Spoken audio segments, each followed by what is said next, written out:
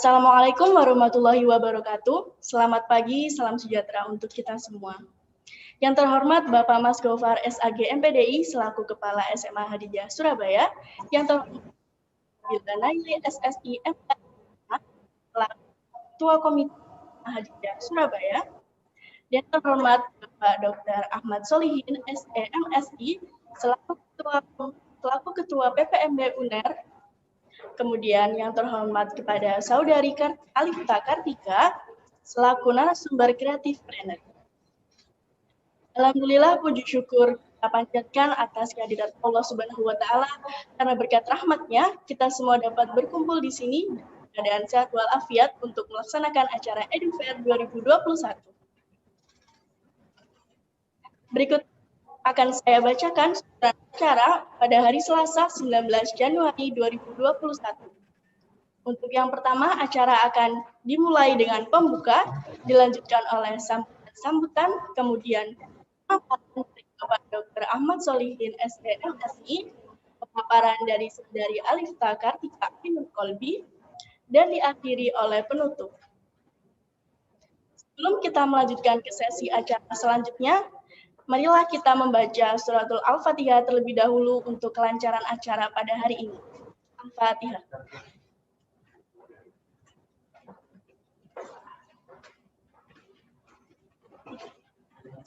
Memasuki agenda selanjutnya, yakni sambutan dari Ibu Nabila Naili SSI MHI MA selaku Ketua Komite SMA Hadijah Surabaya. Waktu dan tempat kami persilahkan. Terima kasih banyak kepada Master of Ceremony atas waktunya. Suara saya jelas nggih, Bapak Ibu?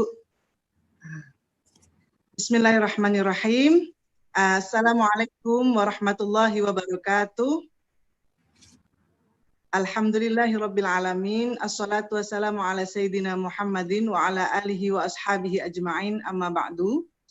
Yang terhormat jajaran guru dan kepala sekolah serta wakilnya di lingkungan SMA Hadijah Surabaya, ada Ustadz Mas Gofar MPD, dan yang terhormat para narasumber yang telah berkenan hadir pada kesempatan kali ini untuk ikut menyukseskan EduFair Hadijah 2021. Ada Bapak Dr. Ahmad Solihin, terima kasih Bapak. Ada juga Ibu Alifta selaku narasumber juga, terima kasih. Dan tentu saja yang terhormat para wali murid, para orang tua dari seluruh ananda-ananda di lingkungan SMA Hadijah. Alhamdulillah saya berterima kasih, mohon izin saya mewakili komite sekolah, komite SMA Hadijah, menyampaikan beberapa hal. Yang pertama dan yang paling utama tentu saja adalah rasa syukur yang tiada terkira kepada Allah Subhanahu wa taala. Sekaligus rasa terima kasih dan apresiasi sebesar-besarnya kepada seluruh panitia dan seluruh pihak yang berkenan menyukseskan acara EduFair 2021 yang akan diselenggarakan selama 3 hari, dari hari ini sampai tanggal 21.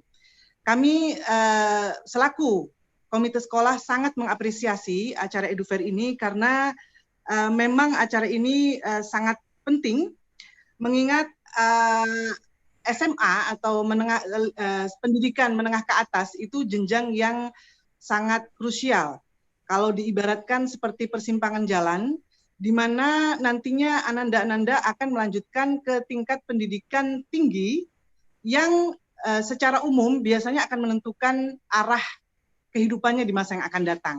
Arah kehidupannya ini dalam artian profesinya atau aktualisasi dirinya, nanti dia akan berkhidmah di mana, di keahlian atau di bidang apa, sehingga pada akhirnya sebagaimana harapan kami semua, tentu semua ananda-ananda alumni Khadijah nanti akan bermanfaat di masyarakat untuk kemajuan umat dan bangsa. Sekali lagi kami menyampaikan apresiasi sebesar-besarnya dan kami berharap seluruh susunan acara yang telah disiapkan oleh para panitia bisa berjalan dengan lancar dan sukses. Kami berterima kasih kepada semua pihak. Di sini ada Bapak Ahmad Solihin selaku Ketua PPMB Universitas Airlangga, juga ada universitas-universitas lain, ada cukup banyak, ada UNESA, ada UNISMA, ada UIN, saya kebetulan berasal dari UIN Sunan Ampel Surabaya, dan juga ada UGM, dan banyak universitas lainnya.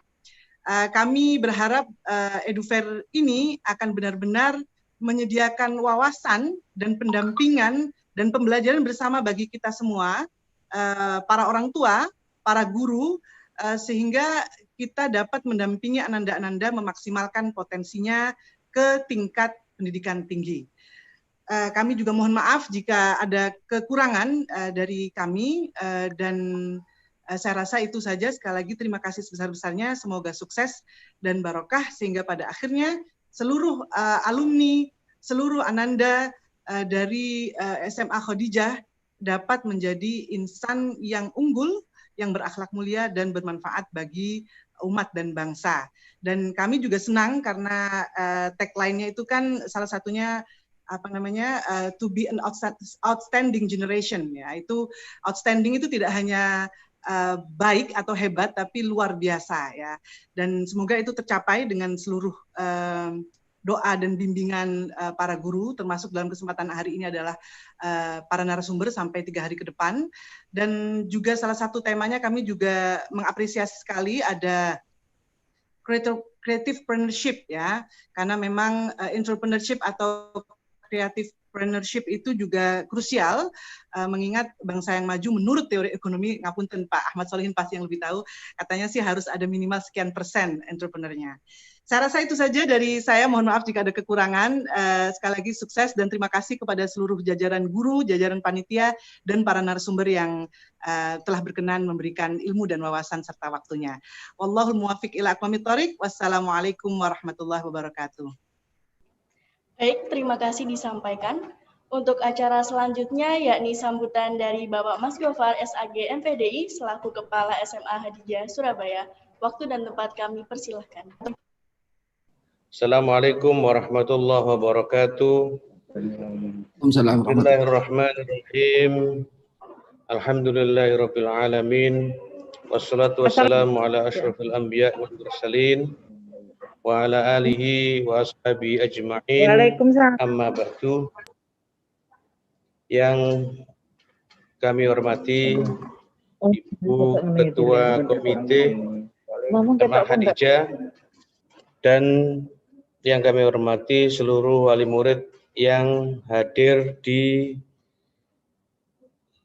Zoom kali ini.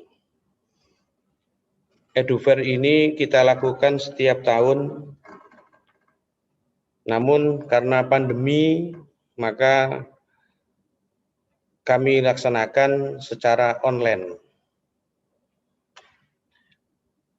Tetapi harapan besar kami, acara ini tidak mengurangi kekhidmatan dan juga pemahaman-pemahaman yang diberikan oleh SMA Khadijah. Karena kalau kita tidak mengikuti dengan baik, yang dikhawatirkan adalah generasi yang apa istilahnya? Generasi apa istilahnya? Generasi apa? Apa? Betul. Generasi yang kehilangan masa pendidikan di pandemi ini. Oleh karenanya acara ini sengaja kami buat, sengaja kami laksanakan supaya acara ini dapat menginspirasi anak-anak ke depan, di mana anak-anak kelas 12 SMA ini akan kuliah. Karena penentuan kuliah ini itu tidak mudah, ada beberapa unsur, ada dari sekolah, ada dari teman, ada dari orang tua. Kadang-kadang tanpa mengetahui di mana kuliahnya, bagaimana kuliahnya, karena temannya di satu kuliah, maka ikut kuliah di situ. Ya. Cita-cita juru masak kuliah di Rias. Ingin kuliah kedokteran, ya, kuliahnya di universitas yang tidak ada kedokterannya. Oleh karenanya itu, karena tugas dan lain sebagainya, anak-anak mungkin tertinggal sehingga tidak begitu tidak begitu mencermati tentang kuliah-kuliah masa depannya, maka anak itu tidak akan ngerti bagaimana seharusnya ke depannya, supaya tidak menjadi generasi-generasi yang apa istilahnya kalau sekarang itu, generasi yang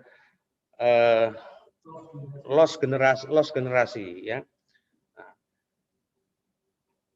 Oleh karenanya sering-sering kita sampaikan dari tahun ke tahun yang supaya tidak sampai anaknya kepingin kedokteran, orang tuanya kepingin sekolah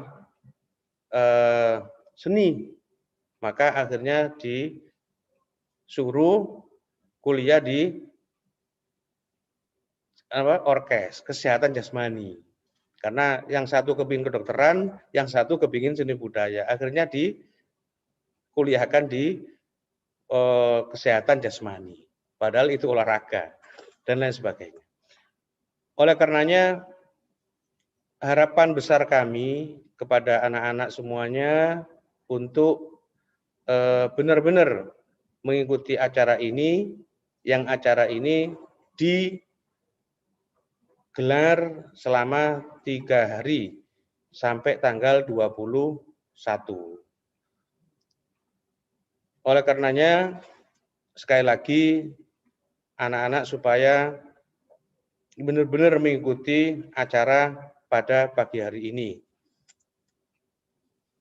Yang terakhir kalinya, kami ucapkan terima kasih dan penghargaan yang sebesar-besarnya kepada seluruh panitia yang telah berusaha sekuat tenaga untuk penyelenggaraan acara hari ini, yang kesemuanya itu demi kesuksesan generasi-generasi masa depan yang berilmu dan berakhlakul karimah. Terima kasih dari kami. Assalamualaikum warahmatullahi wabarakatuh. Terima kasih Mbak moderator. Yang terhormat Bapak Kepala Sekolah SMA Hadijah, Bapak Gofar, beserta jajaran guru SMA Hadijah. Yang terhormat Ibu Nabila Laili, Ketua Komite Sekolah SMA Hadijah, Surabaya. Para orang tua atau wali murid SMA Hadijah yang saya hormati, dan yang tak kalah pentingnya adalah adik-adik sekalian, para siswa dan siswi SMA Hadijah yang saya banggakan.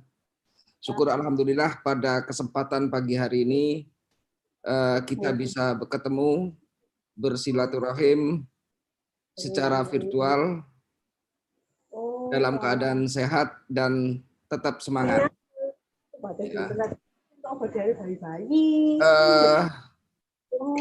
Tadi sudah dikenalkan oleh moderator bahwa saya Solihin yang sehari-hari sebagai dosen di Fakultas Ekonomi Universitas Airlangga dan juga diberi tambahan tugas oleh Pak Rektor sebagai Ketua Pusat Penerimaan Mahasiswa Baru di Universitas Airlangga. Suatu kebanggaan tersendiri bagi saya dapat berkumpul di sini dalam forum ini untuk memperkenalkan Universitas Airlangga kepada adik-adik semuanya dari SMA Hadijah, ya, sehingga katanya orang semakin kenal nanti akan semakin sayang gitu ya. Adik-adik sekalian, karena memang waktunya sangat terbatas, mungkin nanti saya pemaparan itu akan sedikit saja. Nanti mungkin akan lebih banyak dialokasikan untuk tanya jawab. Saya kira itu akan menjadi lebih efektif untuk memberikan ya informasi apa saja yang terkait dengan Universitas Airlangga, mulai dari siswanya termasuk juga para orang tua gitu ya. Kadang-kadang kan orang tua itu saking bingungnya tanya sini tanya sana ya. Itu makanya ketika ini saya dengar ada pepatah orang Madura yang mengatakan if the blind lead the blind, both of them will fall into the ditch gitu ya. Ketika orang buta menuntun orang buta, maka keduanya itu akan jatuh ke dalam lubang atau jurang gitu ya. Artinya ketika kita yang tidak tahu tanya sama orang yang tidak tahu, maka keduanya itu akan terperosok kepada ketidaktahuan. Saya kira itu mohon izin saya akan share screen untuk informasi terkait dengan Universitas Airlangga.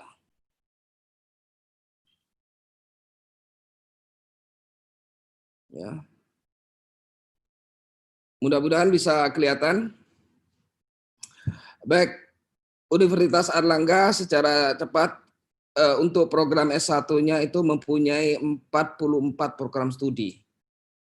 Ya, di mana 44 program studi ini terdiri dari 14 fakultas, ya, 14 fakultas dan ada 21 program vokasi yang tergabung dalam fakultas vokasi. Secara singkat saya akan sampaikan ini bahwa di kedokteran ada 2, kedokteran dan bidan, kemudian kedokteran gigi, kemudian farmasi, kemudian berikutnya itu adalah kedokteran hewan, kesehatan masyarakat, keperawatan, kemudian akuakultur, teknologi hasil perikanan untuk Fakultas Perikanan dan Kelautan. Ada Fakultas Sains dan Teknologi, ada 8 program studi di sana, ada kimia, biologi, matematika, statistik, sistem informasi, teknik lingkungan, serta teknik biomedis. Kemudian berikutnya ada Fakultas dalam kelompok sosial humaniora, ada Fakultas Ekonomi dan Bisnis, 4 program studi di sana, ekonomi pembangunan, manajemen akuntansi, serta ekonomi Islam. Berikutnya itu adalah fakultas berikutnya adalah Fakultas Psikologi, ada S1 Psikologi di sana. Kemudian ada Fakultas Hukum dengan program studi S1 Ilmu Hukum. Kemudian ada Fakultas Ilmu Budaya.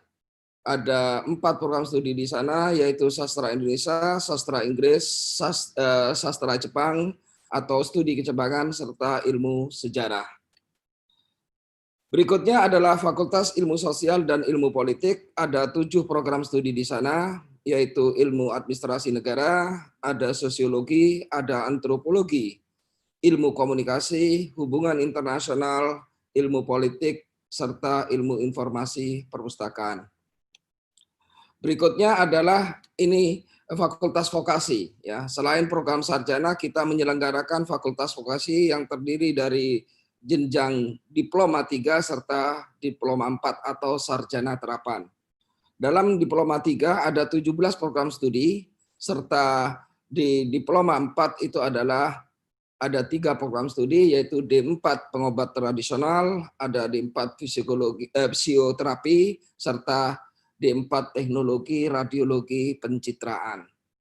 Itu adalah fakultas-fakultas yang ada di Universitas Airlangga, baik itu program sarjana maupun program vokasi. Kemudian berikutnya ada ini program studi baru. yang baru dibuka oleh Universitas Airlangga pada tahun 2020 kemarin dan sudah melakukan penerimaan angkatan pertama yaitu pada tahun 2020 baik itu melalui SNPTN, SBMPTN maupun jalur mandiri. Ada 5 program studi di sana yang tergabung dalam Sekolah Teknologi Maju dan Multidisiplin. Program studi yang pertama adalah Teknik Industri, yang kedua adalah Teknik Elektro, yang ketiga Rekayasa Nanoteknologi, yang keempat adalah Teknik Robotika dan Kecerdasan Buatan, serta yang kelima adalah Teknik Sains Data. Ini adalah 5 program studi baru yang baru dibuka pada tahun 2020. Meskipun baru, nanti bisa kita lihat bahwa tingkat keketatannya seperti apa. Ya, rata-rata sudah cukup bagus ya tingkat keketatannya. Kira-kira itu adalah gambaran yang terkait dengan fakultas atau program studi yang ada di Universitas Airlangga. Selain itu, Universitas Airlangga juga menyelenggarakan pendidikan di luar program studi di luar kampus utama atau PSDKU yang lokasi pembelajarannya itu ada di Banyuwangi.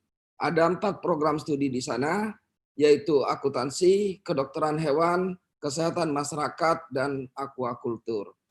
Bagaimana dengan status yang ada di Banyuwangi? Di Banyuwangi itu adalah statusnya sama dengan yang ada di Surabaya, yaitu sama-sama mahasiswa Universitas Airlangga. Yang satunya prosesnya itu belajarnya di Surabaya, yang satu prosesnya belajarnya ada di Banyuwangi. Jadi tidak ada perbedaan, yang berbeda itu hanya tempatnya saja. Lain hak dan kewajibannya dari yang ada di Surabaya maupun yang ada di Banyuwangi itu adalah sama. Kemudian kita juga Universitas Airlangga menyelenggarakan kelas internasional. Di mana kelas internasional ini ditujukan kepada atau diperuntukkan untuk semua warga negara Indonesia serta warga negara asing. Jadi yang kelas internasional ini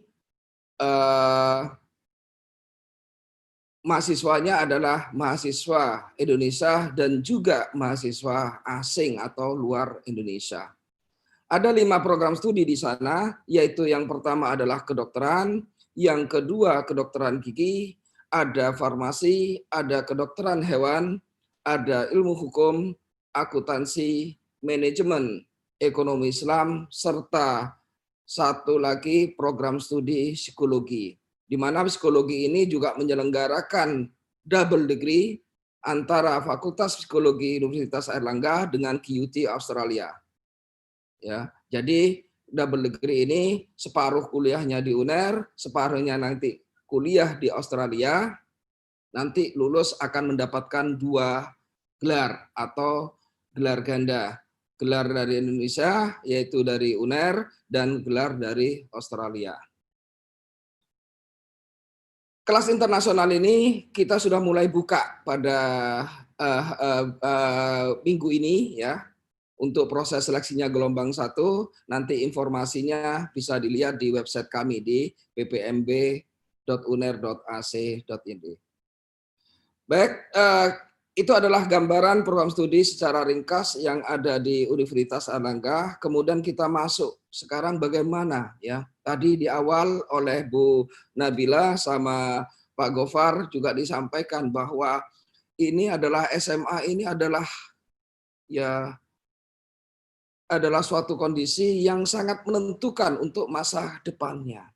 Pilihan program studi yang akan dimasuki ya nanti di bangku perkuliahan itu juga paling tidak akan menentukan masa depannya nanti fokusnya ke arah mana. Sehingga ini memang sangat penting, kita harus memikirkan dengan baik, mempersiapkan sebaik-baiknya agar nanti kita tidak hanya sekedar ikut-ikutan seperti yang tadi disampaikan oleh Pak Gofar karena temannya dan lain sebagainya. Ini adalah sangat penting bagi kita semuanya. Sangat penting bagi siswa dan juga sangat penting untuk dibicarakan dengan orang tua, karena biasanya antara orang tua, keinginan orang tua dan keinginan anak itu seringkali terjadi perbedaan, sehingga nanti ya itu bisa dibicarakan sebaik-baiknya.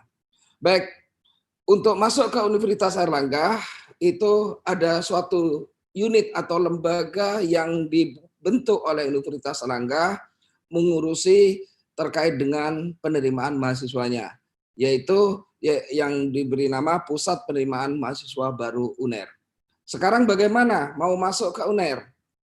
Untuk program sarjana, secara umum jalur atau pintu masuk ke UNER itu ada 3, yaitu melalui jalur seleksi nasional masuk perguruan tinggi negeri, melalui SBMPTN, dan melalui mandiri. Nanti akan saya kupas satu persatu dari ketiga jalur ini. Yang pertama, melalui jalur seleksi nasional masuk perguruan tinggi negeri. Ini yang sekarang lagi ya, sekolah maupun siswa kelas 12 sekarang lagi sibuk-sibuknya melihat data yang ada dalam rangka pengisian PDSS, melihat kira-kira siapa yang eligible untuk mendaftar SNPTN. Karena SNPTN pada tahun 2021 ini sedikit berbeda dibandingkan dengan SNPTN tahun-tahun sebelumnya. Di mana kalau tahun-tahun sebelumnya SNPTN itu sekolah diberi pekerjaan, ya dalam tanda petik diberi pekerjaan oleh LTMPT untuk menginput nilai rapot, menginput data dari siswanya yang kelas 12, seluruh siswanya diinput. Baru kemudian ditentukan nanti siapa saja yang eligible atau memenuhi persyaratan untuk mengikuti SNPTN. Tetapi tahun 2021 ini sekolah hanya dibebani untuk mengisikan data siswa-siswa yang eligible saja. Di mana sebelumnya sekolah sudah ditentukan oleh LTMPT data yang jumlah atau kuota siswanya yang eligible mengikuti SNPTN. Di mana LTMPT dalam hal ini mengambil data ya jumlah siswa kelas 12 ya akreditasi dari sekolah tersebut itu dari yang namanya Pusdatin, dari Kementerian Pendidikan dan Kebudayaan. Dari informasi yang diisikan oleh sekolah di Pusdatin tersebut, maka kita tahu ya berapa jumlah siswanya di sekolah tersebut. Kemudian akreditasinya apa? Kalau akreditasinya A, maka yang eligible mengikuti itu adalah 40% dari total siswa. Kemudian data itulah yang kemudian ditarik oleh LTMPT, kemudian diumumkan SMA Hadiyah datanya sekian ya untuk per jurusan yang ada di SMA-nya. Sehingga kemudian sekolah setelah ditentukan misalkan SMA Hadiyah jatahnya misalkan total jurusan MIPA-nya itu adalah 200 misalkan, maka 40%-nya 80. Berarti SMA Hadijah itu 80 orang yang eligible mengikuti SNPTN. Siapa saja yang 80 itu? Yang 80 itu adalah menjadi kewenangan dari sekolah, menjadi kewenangan dari SMA Hadijah menentukan ranking 1 sampai dengan ranking 80. LTMPT tidak istilahnya tidak ikut campur dalam hal tersebut. Itu adalah dalam SNPTN. Kemudian bagaimana proses seleksi yang dilakukan oleh Universitas Airlangga untuk jalur SNPTN? Sekali lagi, setiap tahun kami selalu memberikan informasi bahwa untuk seleksi nasional masuk perguruan tinggi negeri di UNER atau SNPTN di UNER, seleksinya itu menggunakan 2 indikator, ya, minimal 2 indikator utama, ya. Yaitu yang pertama adalah indikator yang namanya indeks siswa. Yang kedua adalah indeks sekolah. Indeks siswa, bagaimana mengukur indeks siswa? Kami sekali lagi Universitas Airlangga tidak mengukur dari nilai rapot dari siswa satu persatu. Ya. Karena kami menganggap bahwa nilai rapot itu adalah sangatlah relatif. Nilai 8 di SMA Hadijah belum tentu lebih jelek dari nilai 9 dari SMA X. Kita tidak bisa memperbandingkan. Ya. Yang kami ambil sebagai indikator atau indeks siswa itu adalah ranking berapa yang bersangkutan secara paralel di SMA Hadijah. Apakah ranking 1, ranking 2, atau ranking 50? Itulah yang kami menjadikan ukuran. Kalau misalkan yang bersangkutan si X itu adalah ranking 1 di SMA Hadijah, berarti si X itu adalah siswa terbaik dari SMA Hadijah. Kami tidak melihat nilainya berapa. Yang kami lihat bahwa si X itu adalah yang terbaik dari SMA Hadijah. Karena dia ranking 1 secara paralel di SMA Hadijah. Itulah yang kemudian rank indeks siswa tersebut tentu saja dipadukan dengan indeks sekolah. Indeks sekolah itu berdasarkan prestasi-prestasi dari sekolah tersebut, termasuk misalkan adalah prestasi akademik dari alumni dari SMA Hadijah yang kuliah di Universitas Airlangga. Apakah prestasi akademiknya atau IP-nya itu bagus atau tidak, itu nanti kita lihat. Ya, kalau bagus, ternyata lulusan dari SMA Hadijah yang kuliah di UNER itu bagus-bagus, berarti itu akan mengangkat namanya indeks sekolah. Tapi sebaliknya, kalau prestasinya ternyata dari alumni dari Hadijah itu tidak terlalu bagus, maka juga akan menurunkan indeks sekolah. Sehingga para alumni dari SMA Hadijah yang kuliah di UNER, termasuk juga yang tadi moderatornya kuliah di UGM, atau di tempat yang lainnya ada yang kuliah di ITS barangkali, itu sebetulnya mempunyai tanggung jawab yang besar juga untuk menjaga nama baik dari SMA Hadijah. Karena mereka juga ikut berkontribusi ya menentukan besaran indeks yang ada dari indeks sekolah SMA Hadijah. Itu yang perlu diperhatikan. Yang kedua, tadi masih dalam indeks siswa itu adalah prestasi-prestasi akademik lainnya yang dimiliki oleh siswa. Ya, nanti di tahun 2021 saya kasih bocoran ya. Nanti itu adalah salah satu yang juga menjadi menjadi poin yang cukup besar, misalkan dia itu menjadi ketua OSIS misalkan, atau kemudian dia juara Olimpiade, ya nanti itu kalau mendaftar ke UNER kirimkan berkasnya ke saya, ke PPMB UNER.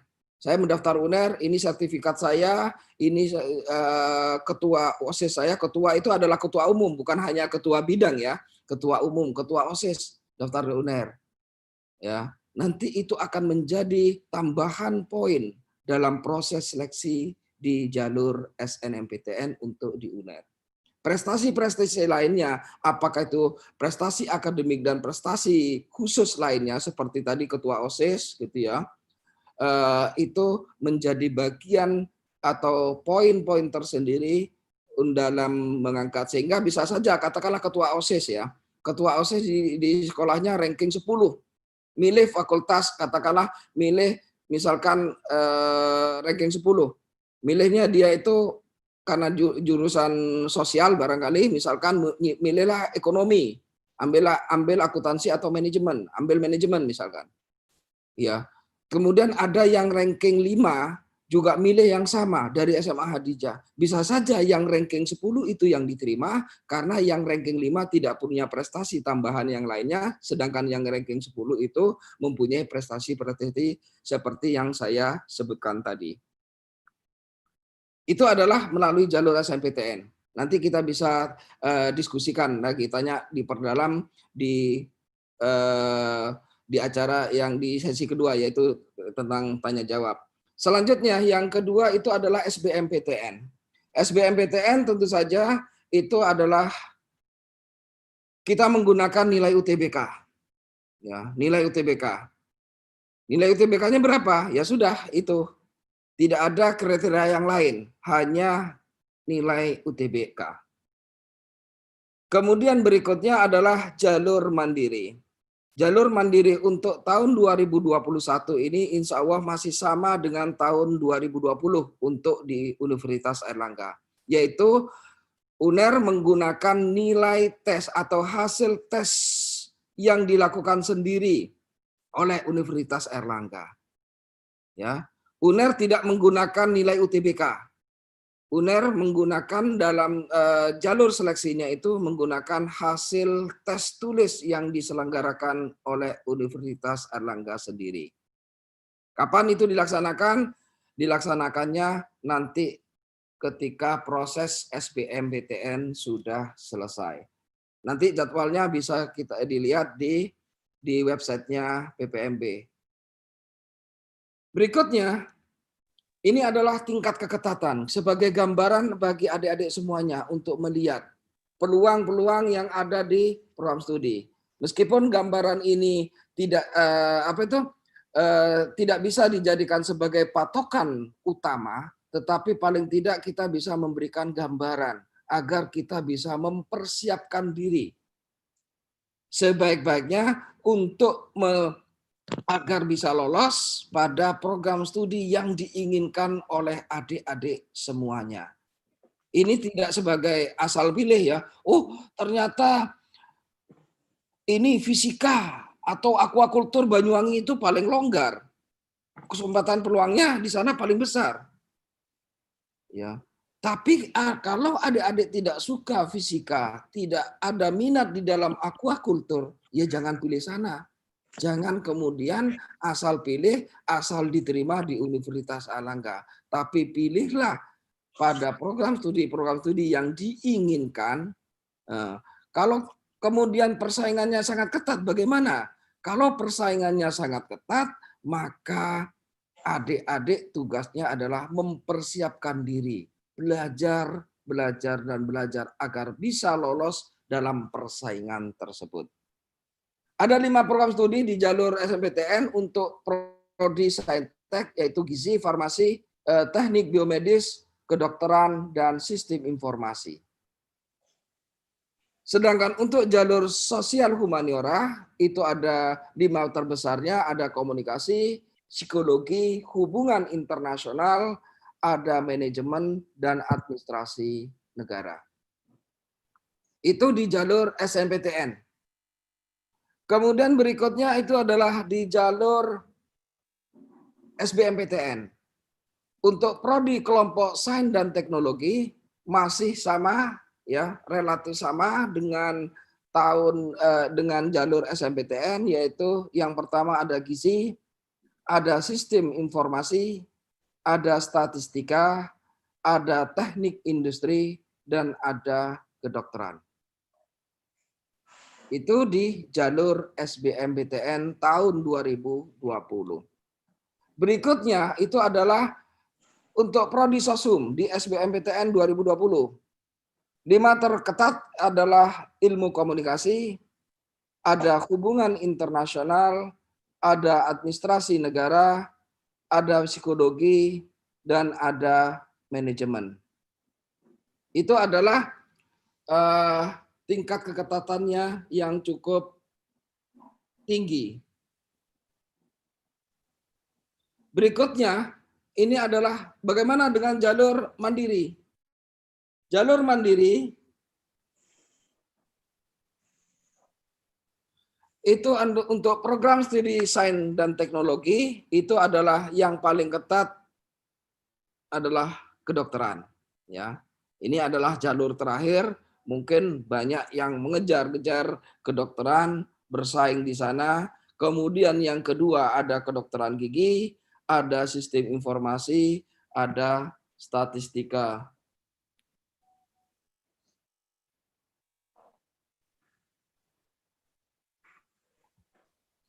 Kemudian untuk program sosial humaniora itu adalah yang paling ketat adalah ilmu politik, ada psikologi, ada ekonomi pembangunan, dan ada ilmu hukum. Serta yang kelima itu adalah ilmu komunikasi. Ini adalah untuk program sarjana S1.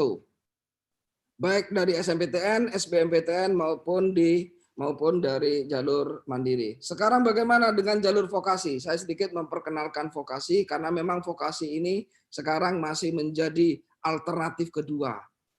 Sudah nggak diterima di mana-mana, di S1 yang nggak diterima di mana-mana, baru mereka ya sebagian besar itu baru mereka memilih kuliah di D3 ataupun D4 ya. Kalau di D3 dan D4 relatif tingkat persaingannya itu tidak seketat pada program sarjana.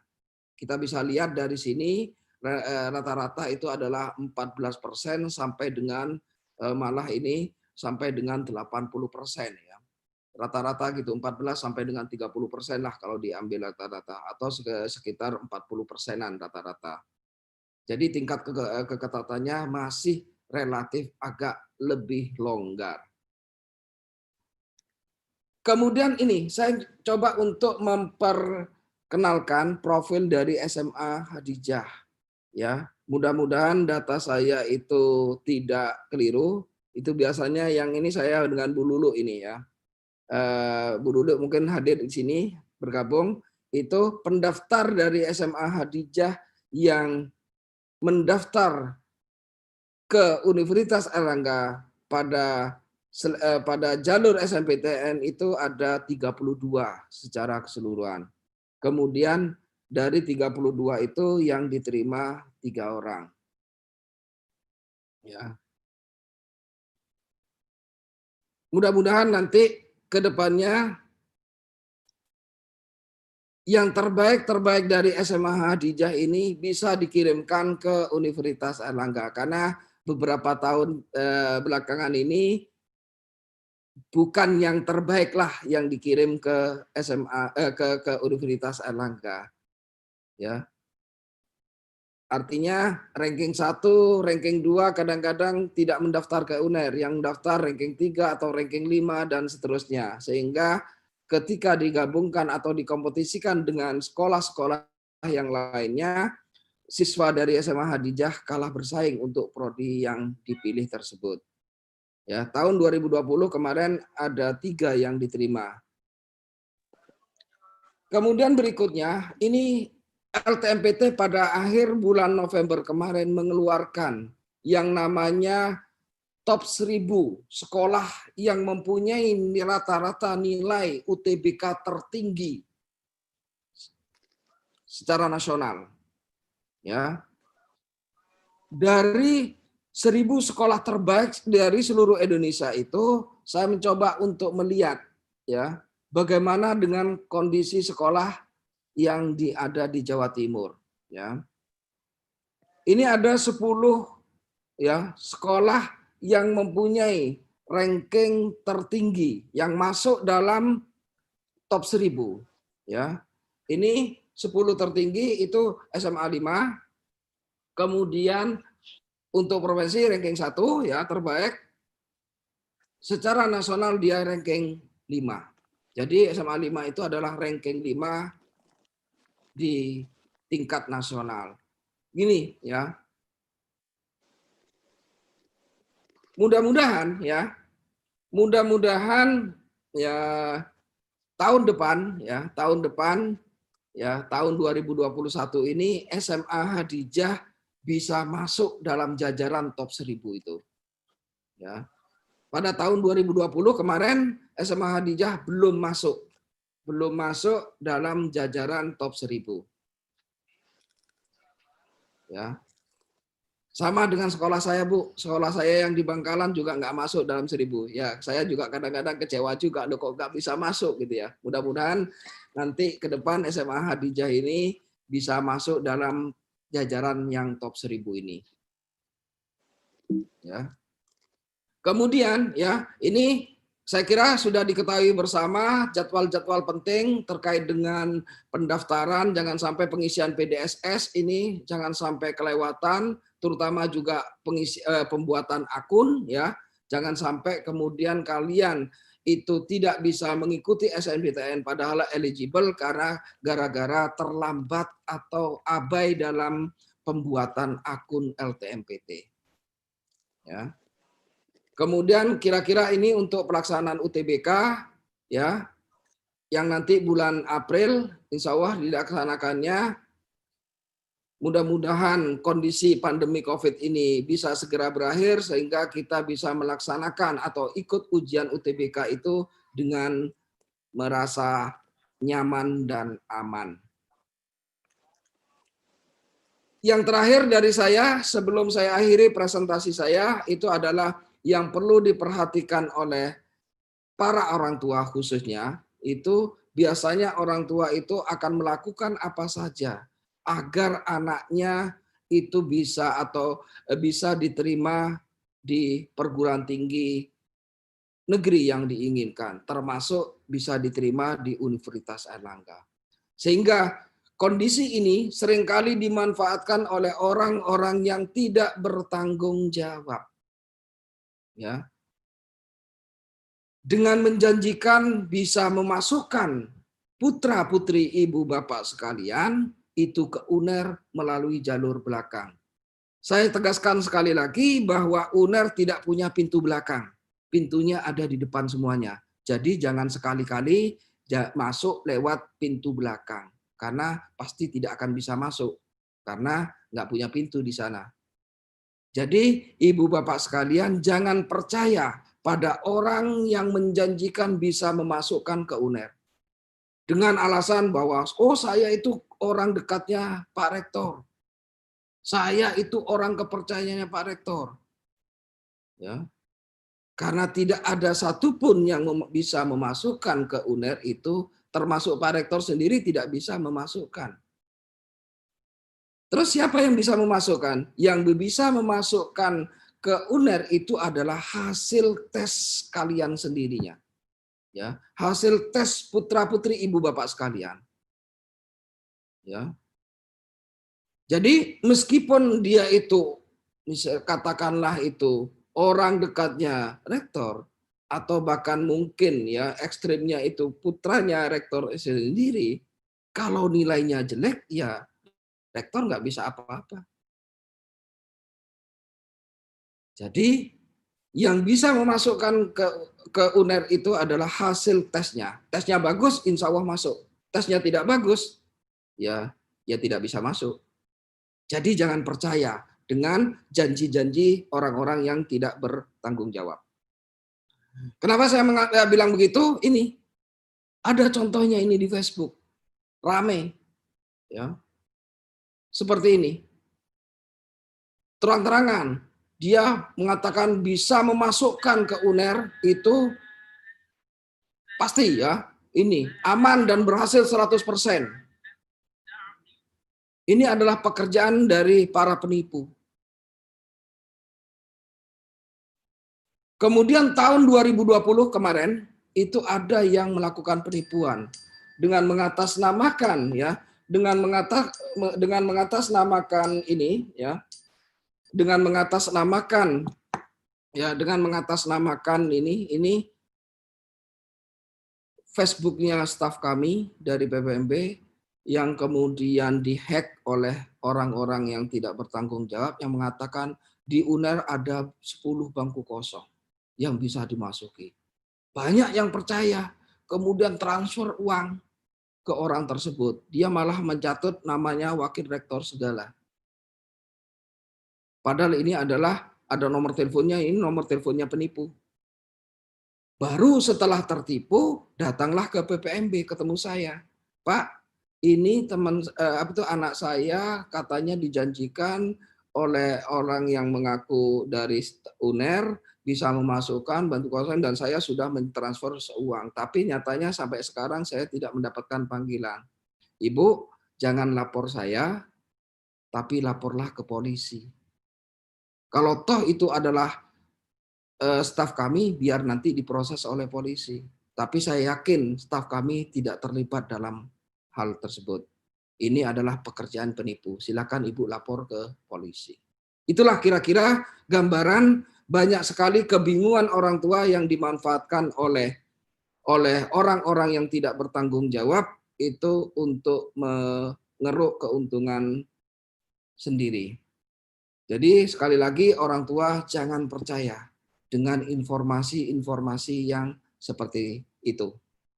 Saya kira itu informasi terkait dengan PPMB ada di website kami di ppmb.uner.ac.id itu, kemudian ada nomor teleponnya. Mohon maaf selama pandemi ini kami tidak melayani secara langsung.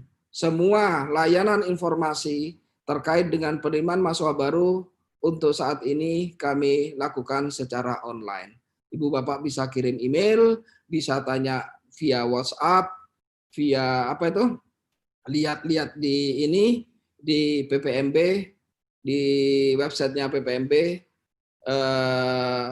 terkait dengan penerimaan mahasiswa baru ini. Ibu Bapak sekalian, yang terakhir dari saya khususnya untuk adik-adik, saya kira itu adalah informasi yang bisa saya berikan, nanti mungkin bisa diperdalam dalam forum diskusi, tanya jawab, kira-kira seperti itu, dan saya ucapkan kepada adik-adik semuanya, terima kasih, sampai jumpa di Universitas Airlangga sebagai mahasiswa Universitas Airlangga tahun 2021. Ya, saya kira begitu. Billahi taufiq wal hidayah. Assalamualaikum warahmatullahi wabarakatuh.